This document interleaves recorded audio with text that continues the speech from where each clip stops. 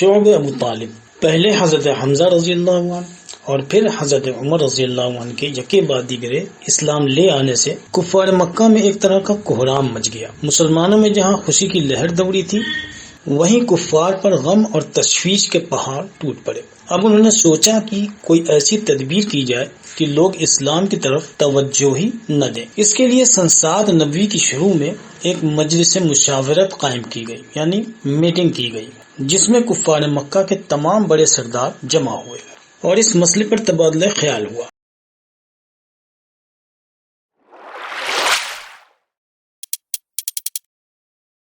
اول سب کو سمجھایا گیا کہ محمد صلی اللہ علیہ وسلم نے قریش کے سامنے اسلام نام کی کتنی بڑی مصیبت کھڑی کر دی ہے۔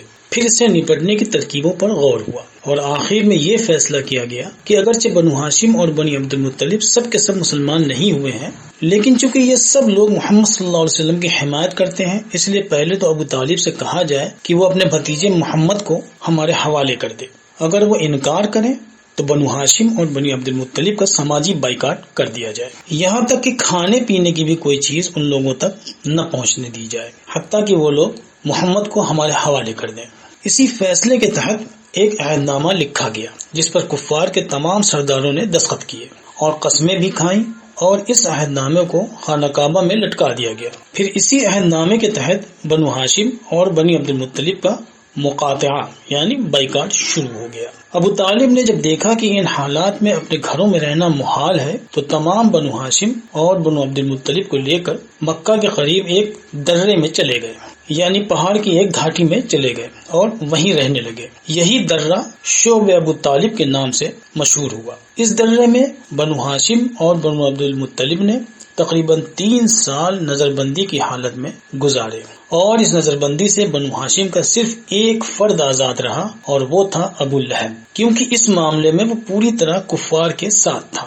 شعب ابو طالب میں جو مصیبتیں ان لوگوں پر گزری وہ بیان سے باہر ہیں۔ چونکہ سال بھر کا غلہ ایک ساتھ لے جانا پڑتا تھا ان لوگوں کو، اس لیے ایک وقت ایسا آتا تھا کہ وہ سب ختم ہو جاتا۔ اب بھوک کی شدت برداشت نہ کر پانے والے درختوں کے پتے کھانے پر مجبور ہو جاتے۔ بہت سے لوگوں کی یہ حالت تھی کہ اگر کہیں سوکھا چمڑا مل گیا تو اسی کو صاف کر کے اور نرم کر کے آگ پر رکھتے اور بھون کر چبا لیتے۔ اسی سے ان کی حالت کا اندازہ لگایا جا سکتا ہے۔ اور کفار کی عداوت اور دشمنی کا یہ حال تھا کہ حکیم بن محزن کبھی کبھی اپنی پھوپھی حضرت خدیجہ رضی اللہ عنہا کو کھانے پینے کی کچھ چیزیں چھپا کر اپنے غلام کے ہاتھ بھیج دیا کرتا تھا۔ اس کی خبر ابو جہل کو ہو گئی تو اس نے غلام سے کھانا چھین لیا اور نگرانی سخت کروا دی کہ کسی قیمت پر شعب ابو طالب میں کوئی کھانے پینے کی چیز باہر سے نہ پہنچنے پائے۔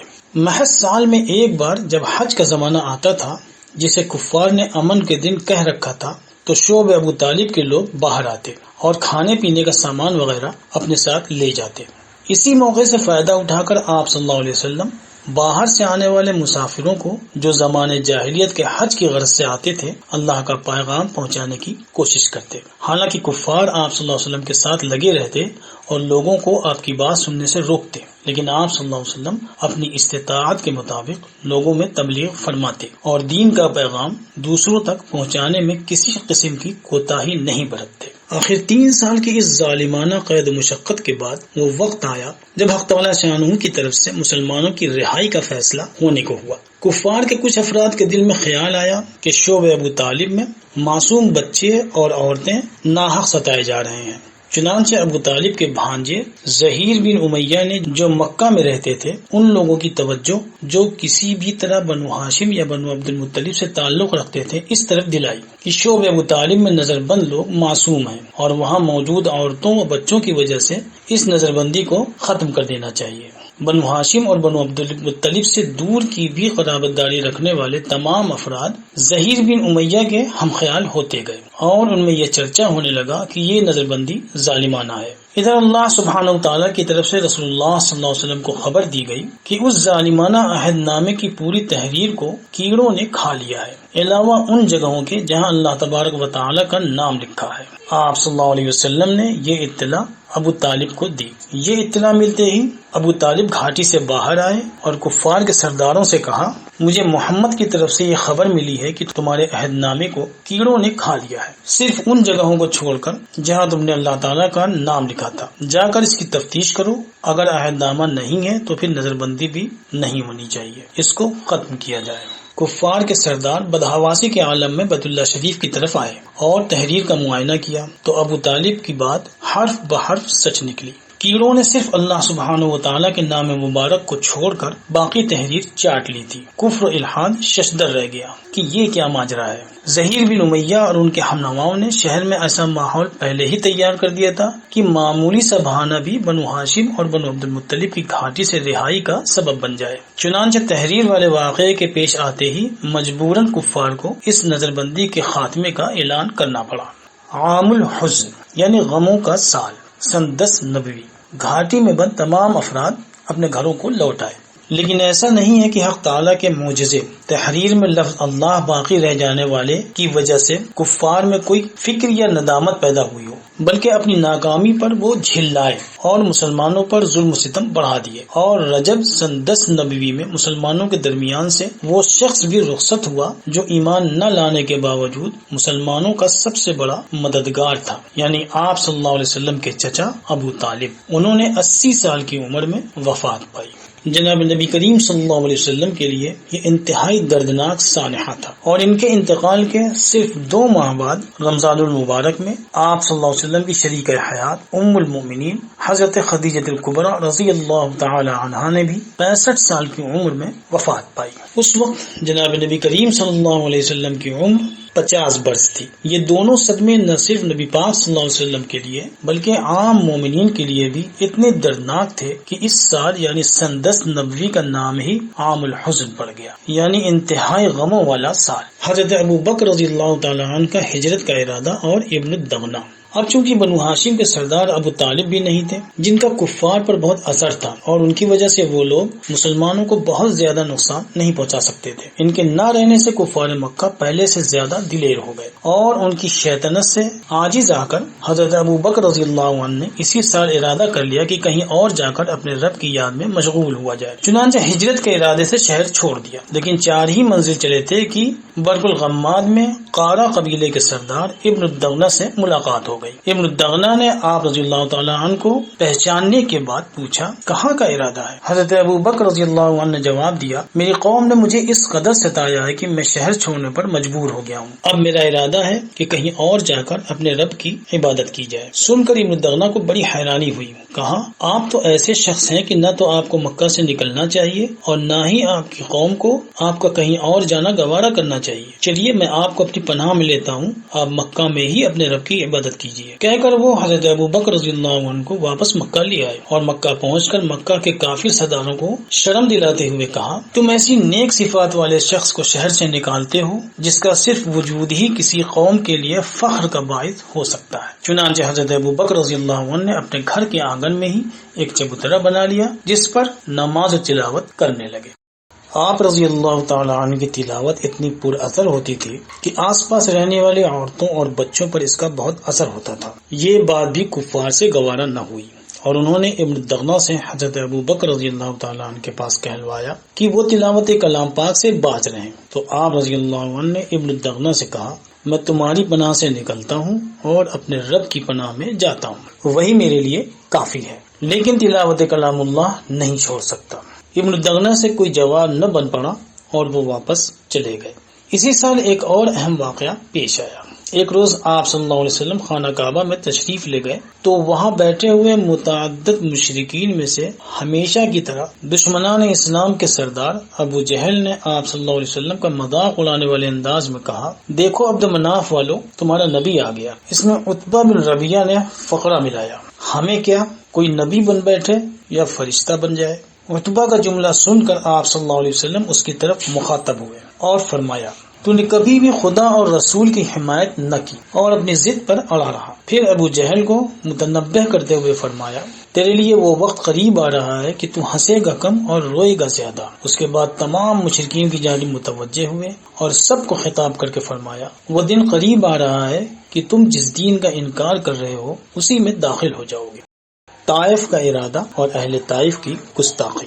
مکہ والوں کی دل شکنیوں اور شرارتوں سے تنگ آ کر آپ صلی اللہ علیہ وسلم نے ارادہ فرمایا کہ اب طائف والوں کو دین حق کی جانب متوجہ کیا جائے۔ مکہ والے تو عام طور سے کمزور نکلے، شاید طائف والے آپ صلی اللہ علیہ وسلم کی آواز پر لبیک کہیں اور اللہ کے حکم کو رضا اور رغبت کے ساتھ قبول کر لے۔ طائف بھی مکہ کی طرح بڑی آبادی والا شہر تھا، مکہ سے 60 میل کے فاصلے پر آباد تھا، اور یہاں کے لوگ لات نام کے بت کی پرستش کیا کرتے تھے۔ انہوں نے اس بت کا ایک مندر بنا رکھا تھا اور اسی کو اپنا خدا سمجھ کر اس کی عبادت کیا کرتے تھے۔ آپ صلی اللہ علیہ وسلم حضرت زید بن حارث رضی اللہ عنہ کو اپنے ساتھ لے کر طائف کے قصر سے روانہ ہوئے۔ راستے میں جو بھی قبیلے اور آبادیاں پڑی سب کو اللہ جل شانہ کے احکامات پہنچاتے گئے، لیکن کسی نے بھی آپ صلی اللہ علیہ وسلم کی باتوں پر توجہ نہیں دی۔ ان قبیلوں میں بنی بکر اور قوم قحطان قابل ذکر ہیں، جن پر طائف پہنچنے سے پہلے آپ صلی اللہ علیہ وسلم نے اسلام پیش کیا۔ طائف پہنچ کر آپ نے پہلے بجائے عام لوگوں سے گفتگو کرنے کے وہاں کے با اثر لوگوں سے بات کرنا زیادہ مناسب سمجھا، اور وہاں کے رئیسوں میں شمار ہونے والے 3 بڑے سرداروں عبد یالیل، اس کے بھائیوں مسعود اور حبیب کے یہاں تشریف لے گئے اور انہیں اسلام کی دعوت دی۔ تینوں انتہا درجے کے مغرور اور متکبر تھے۔ ان میں سے ایک نے کہا، تجھے اگر خدا اپنا رسول بناتا تو کیا اس طرح جوتیاں چٹکھاتا پھرتا؟ وہ چپ ہوا تو دوسرے نے کہا، کیا خدا کو کوئی اور آدمی نہیں ملا جو تجھے رسول بنایا؟ معاذ اللہ۔ اس کے خاموش ہونے پر تیسرا بولا، میں تجھ سے کلام نہیں کرنا چاہتا، کیونکہ اگر تو اپنے قول کے مطابق خدا کا رسول ہے تو تیرے کلام کا رد کرنا خطرناک بات ہے، اور اگر تو خدا پر جھوٹ بولتا ہے تو مناسب نہیں کہ ایسے شخص سے کلام کیا جائے۔ غرض جب انسان کی شامت آتی ہے تو وہ اپنے لیے خود ہی گڑھے میں جا گرنے کا انتظام کر لیتا ہے، جیسا کہ اس تیسرے نے بڑے فلسفیانہ انداز میں نبوت کا انکار کیا۔ آپ صلی اللہ علیہ وسلم نے ان کی ناعاقبت اندیشی دیکھ کر فرمایا، اچھا آپ لوگ اگر خود میری بات نہیں ماننا چاہتے تو کوئی بات نہیں، لیکن اپنے خیالات اپنی ذات تک ہی محدود رکھیے گا، اسے دوسروں تک نہ پہنچائیے گا۔ کہہ کر آپ صلی اللہ علیہ وسلم ان کے یہاں سے اٹھائے اور عام لوگوں تک اللہ رب العزت کے احکامات پہنچانے کی کوشش شروع کی، لیکن عبد یالیل اور اس کے بھائیوں نے شہر کے اوباش لڑکوں اور لفنگوں کو آپ کے پیچھے لگا دیا کہ انہیں چھیڑیں اور جہاں تک ہو سکے تکلیف پہنچائیں اور تنگ کریں۔ چنانچہ ان لفنگوں نے آپ صلی اللہ علیہ وسلم پر پتھر پھینکنے اور بھپتیاں کسنی شروع کر دی۔ آپ صلی اللہ علیہ وسلم کے وفادار خادم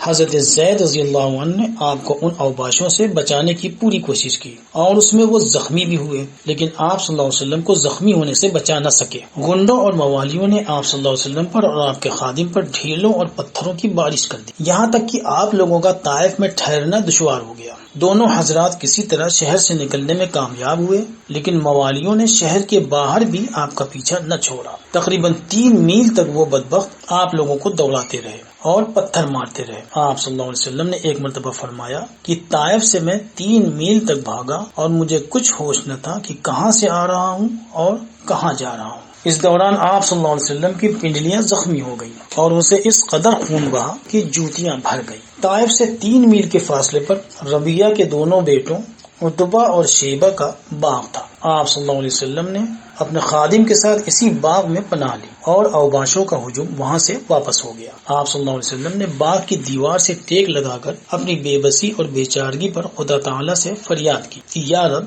تو ہی بے کسوں اور ضعیفوں کا محافظ و نگہبان ہے اور میں تجھی سے مدد مانگتا ہوں۔ لہذا غیرت الہی جوش میں آئی اور آسمان سے فرشتہ نازل ہوا۔ اس نے خدمت اقدس میں حاضر ہو کر عرض کیا، یا رسول اللہ اگر آپ حکم دیں تو میں اس پہاڑ کو اٹھا کر طائف والوں پر ڈال دوں تاکہ یہ لوگ اس میں دب کر ختم ہو جائیں۔ آپ صلی اللہ علیہ وسلم نے فرمایا، نہیں، میں امید کرتا ہوں کہ اگر یہ نہیں تو ان کی اولاد اللہ رب العزت پر ایمان لائے گی اور ان کی آئندہ نسلیں مسلمان ہوں گی۔ میں ان کی ہلاکت کو پسند نہیں کرتا۔ جنوں کے ایمان لانے کا واقعہ۔ جب رسول اکرم صلی اللہ علیہ وسلم کو کچھ اطمینان حاصل ہوا تو آپ نے اسی باغ میں اللہ جل شانہ کی بارگاہ میں دعا مانگنی شروع کی۔ اس دعا کے الفاظ بڑے عجیب و غریب ہیں۔ بقول صاحب معرف القرآن کسی دوسرے موقع پر آپ صلی اللہ علیہ وسلم سے ایسے الفاظ میں دعا منقول نہیں۔ وہ دعا یہ ہے، یا اللہ میں آپ سے شکایت کرتا ہوں اپنی قوت کے ضعف اور کمی کی اور اپنی تدبیر کی ناکامی کی اور لوگوں کی نظروں میں اپنی خفت و بے توقیری کی، اور آپ تو سب رحم کرنے والوں سے زیادہ رحم کرنے والے ہیں اور آپ کمزوروں کی پرورش فرمانے والے ہیں، آپ ہی میرے رب ہیں۔ آپ مجھے کس کے سپرد کرتے ہیں؟ کیا ایک غیر آدمی کے جو مجھ پر حملہ کرے، یا کسی دشمن کے جس کو آپ نے میرے معاملے کا مالک بنا دیا ہے کہ جو چاہے کرے؟ اگر آپ مجھ پر ناراض نہ ہوں تو مجھے ان سب چیزوں کی بھی پرواہ نہیں، لیکن آپ کی عافیت میرے لیے زیادہ بہتر ہے، اسی کو طلب کرتا ہوں۔ میں آپ کی ذات مبارک کے نور کی پناہ لیتا ہوں جس سے تمام اندھیریاں روشن ہو جاتی ہیں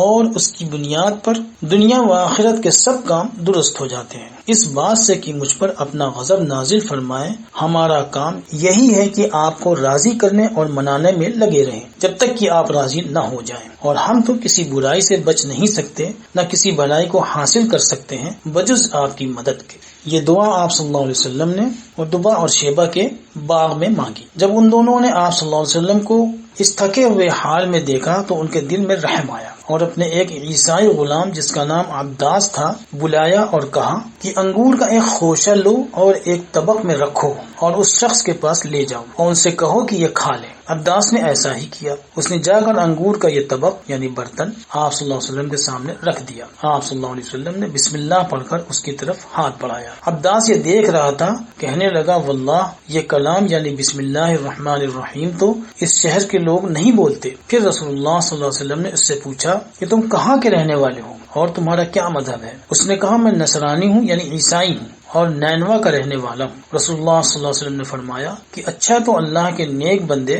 یونس علیہ السلام کی بستی کے رہنے والے ہو تم۔ اس نے کہا کہ آپ کو یونس کی کیا خبر؟ رسول اللہ صلی اللہ علیہ وسلم نے فرمایا کہ وہ میرے بھائی ہیں، کیونکہ وہ بھی اللہ کے نبی تھے، میں بھی نبی ہوں۔ یہ سن کر عبداس آپ کے قدموں پر گر پڑا اور آپ صلی اللہ علیہ وسلم کے سر مبارک اور ہاتھوں پاؤں کو بوسہ دینے لگا۔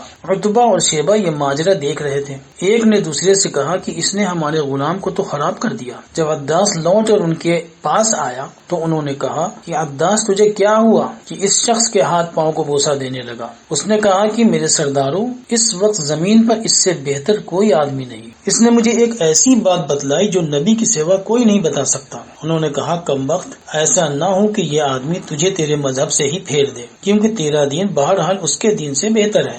اس کے بعد جناب رسول اللہ صلی اللہ علیہ وسلم طائف سے مکہ مکرمہ کی طرف تشریف لے گئے۔ آپ ثقیف کی ہر خیر سے مایوس ہو چکے تھے۔ واپسی میں آپ نے مقام نخلہ پر قیام فرمایا اور آخر شب میں نماز تہجد ادا فرمائی۔ ملک یمن کے شہر نصیبن کے جناتوں کا ایک وفد بھی وہاں پہنچا ہوا تھا۔ اس نے آپ صلی اللہ علیہ وسلم کو نماز میں قرآن پڑھتے سنا تو اس پر ایمان لے آئے اور اپنی قوم کی طرف واپس جا کر سارا واقعہ بتلایا، جس کا ذکر اللہ تعالیٰ نے سورہ جن کی پہلی آیت میں فرمایا ہے۔ وہ آیت یہ ہے، قُلْ أُوحِيَ إِلَيَّ أَنَّهُ اسْتَمَعَ نَفَرٌ مِّنَ الْجِنِّ فَقَالُوا إِنَّا سَمِعْنَا قُرْآنًا عَجَبًا۔ یعنی اے محمد صلی اللہ علیہ وسلم، آپ کہہ دیجئے کہ مجھے وحی کی گئی ہے کہ جنوں کی ایک جماعت نے قرآن کو سنا اور کہا کہ ہم نے عجیب قرآن سنا ہے۔ ایک صحابی جن کا واقعہ۔ ابن الجوزی رحمۃ اللہ علیہ نے کتاب الصفوہ میں اپنی سند کے ساتھ حضرت سہل بن عبداللہ سے نقل کیا کہ انہوں نے ایک مقام پر ایک بوڑھے جن کو دیکھا کہ بیت اللہ کی طرف نماز پڑھ رہا ہے اور اون کا جبہ پہنے ہوئے تھا جس پر بڑی رونق معلوم ہوتی تھی۔ نماز سے فارغ ہونے کے بعد حضرت سہل کہتے ہیں کہ میں نے ان کو سلام کیا اور انہوں نے سلام کا جواب دے کر بتلایا کہ تم اس جبے کی رونق سے تعجب کر رہے ہو، یہ جبہ 700 سال میرے بدن پر رہا ہے، یعنی یہ 700 سال سے میرے جسم پر ہے۔ اسی جبے میں نے حضرت عیسیٰ علیہ السلام سے ملاقات کی، پھر اسی جبے میں محمد مصطفیٰ صلی اللہ علیہ وسلم کی زیارت کی، اور میں ان جناتوں میں سے ہوں جن کے بارے میں سورہ جن نازل ہوئی۔